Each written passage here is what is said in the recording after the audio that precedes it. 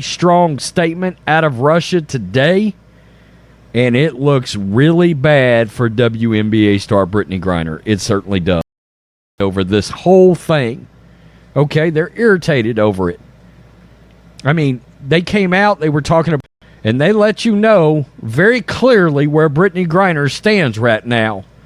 And that, The host calls out Lexi Brown and Cheryl Swoops by name as pure haters who've been acting jealous toward Caitlyn Clark since before she even got into the league. And that's a heavy accusation to sling at two people with actual basketball resumes. Both Brown and Swoops have made real, substantive comments about the media coverage gap between Clark and other players, which is a legitimate basketball conversation, not automatically hating just because it's critical. Reducing a nuanced media attention critique to jealousy is a classic way to shut down the conversation instead of engaging with it. Doesn't mean their takes are beyond criticism, but hater isn't an argument, it's a dismissal. From one alleged hater, straight to the host's favorite convert of the week.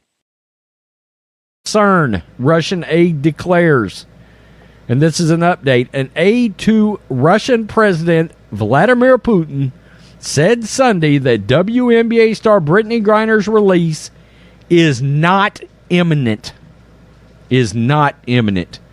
Quote, in this tense situation, I think that he... The host declares Robin Lundberg has officially crossed over after he said, give Clark the keys or take a hike, then pivots into calling coach Stephanie White Bonehead White, who needs to get out of the way. That's a real nickname being lobbed at a WNBA head coach based on lineup and rotation decisions, and coaching debates are absolutely fair game. But there's a difference between I disagree with her rotation choices and turning her name into a slur-adjacent nickname on repeat.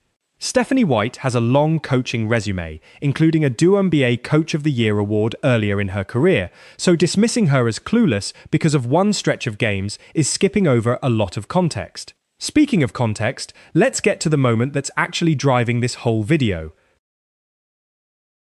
Came out and said she's not a priority, and they haven't even acknowledged that trade offer last we heard.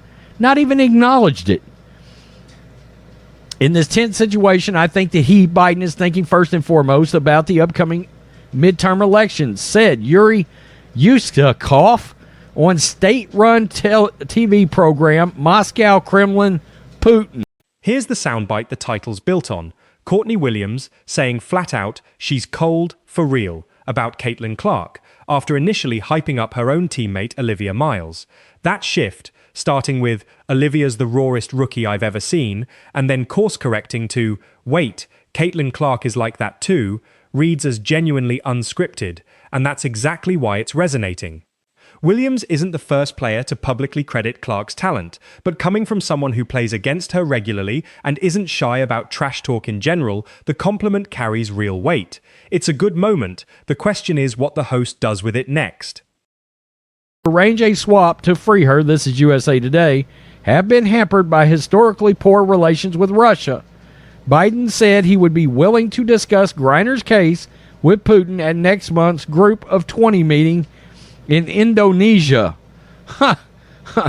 Okay. I mean, that's Biden saying, I'd be willing to talk to Putin if I can get a... The right side of history, the Clark side of history.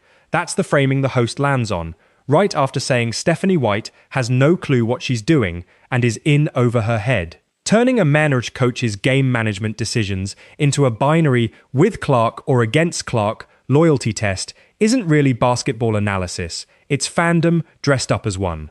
Coaches make rotation and usage decisions based on matchups, fatigue, and roster construction. None of that requires being anti-Clark and framing every coaching choice that doesn't maximize one player's touches as some kind of moral failing sets up a pretty shallow standard for what good coaching even means.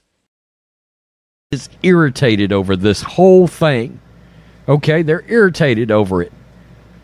I mean, they came out, they were talking about, well, medical marijuana, this and that and the other. Russia come out and said, that is what the United States does. We have no business being drug addicts over here. The setup here is genuinely interesting. fans and analysts noticing Olivia Miles isn't getting the same physical, full-court, blitzing defensive attention that teams throw at Caitlyn Clark, dubbed the Paige Buchers treatment. That's a real pattern worth discussing. Defenses calibrate effort based on perceived threat level, and if Miles is torching teams without that treatment, that's either a scouting oversight or a sign she hasn't fully registered as a priority yet.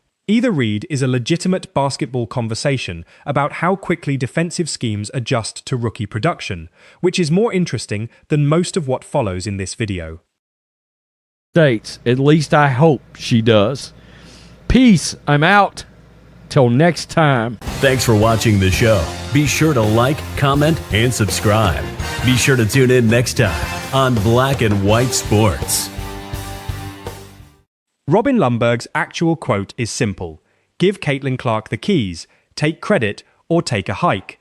A blunt, but fairly standard, empower your best player take that coaches and fans debate about star players across every sport. It's not a wild claim. Let your most talented player create is basic basketball logic, especially once a player's shown she can draw enough defensive attention to open things up for teammates like Kelsey Mitchell. Where it gets less standard is what happens to this quote in the host's hands right after. The hosts read on Williams' shift, from praising her own teammate to immediately pivoting to, wait, Caitlyn Clark is like that, is actually a sharp bit of analysis, noticing that Williams caught herself before the compliment could sound like an unfair comparison. That kind of in-the-moment self-correction is hard to fake, and it's a more convincing signal of genuine respect than a lot of scripted, I respect her game, media day answers players give. Good catch by the host here, even if the video takes a much less careful approach in other spots. Venom's quote to Robin, "This is everything I was telling you last year, and you made excuse after excuse," is basically one YouTube commentator ribbing another for taking longer to come around on a take.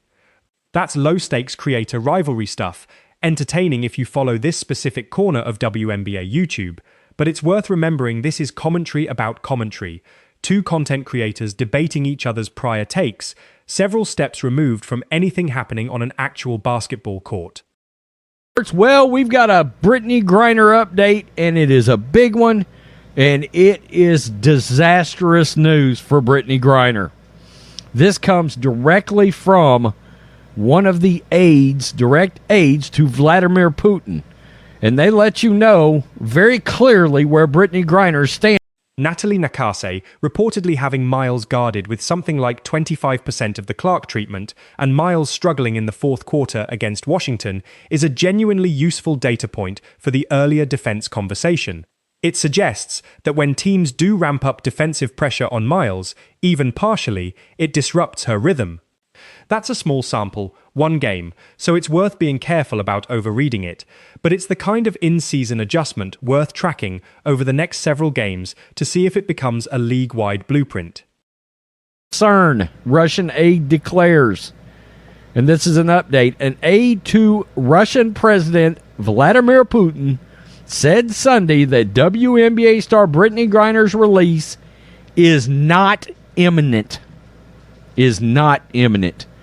Quote, in this tense situation, I think that he... The 62 records as a rookie claim gets stated pretty matter-of-factly here, worth double-checking the exact figure and what counts as a record before repeating it anywhere official, since these viral stat claims about Clark's rookie year have circulated in a lot of different, sometimes inconsistent versions online. What's not really in dispute is that she drew historic defensive attention and media coverage as a rookie. The specific number is the part that needs a source check, not the general claim that her rookie season was statistically and culturally massive. Came out and said she's not a priority, and they haven't even acknowledged that trade offer last we heard. Not even acknowledged it. In this tense situation, I think that Biden is thinking first and foremost about the upcoming midterm elections, said Yuri Yuskakov on state-run TV program Moscow Kremlin Putin. Before Clark ever comes up, Williams is talking about her own teammate. Olivia is the rawest rookie I've ever seen in my life, and I'm not even joking. That's a real, unprompted compliment for Miles, and it's worth remembering this clip exists independent of the Clark conversation. Williams clearly rates her own teammate highly too. It's a good reminder that this isn't a zero-sum, one rookie versus another situation. Williams seems genuinely impressed by both, which is a more interesting take than the "she picked a side" framing this video eventually goes with. Arrange a swap to free her, this is USA Today, have been hampered by historically poor relations with Russia. Biden said he would be willing to discuss Griner's case with Putin at next month's Group of 20 meeting in Indonesia. Okay. I mean, that's Biden saying, I'd be willing to talk to Putin if I can get a... Closing out, the host thanks Williams for showing love to Caitlyn Clark and not being a hater, wishing more host NBA veterans were like her. That's a fine sentiment on its face, crediting a player for a genuine, unprompted compliment, but it's worth noticing the video spent the previous 8 minutes labeling anyone who's been critical of Clark's coverage as a hater, which flattens a much wider range of legitimate opinions in the league into one binary. Williams gave a good soundbite. That doesn't make everyone with a different read on the situation wrong. Is irritated over this whole thing. Okay, they're irritated over it. I mean, they came out, they were talking about, well, medical marijuana, this and that and the other. Russia come out and said, that is what the United States does. We have no business being drug addicts over here.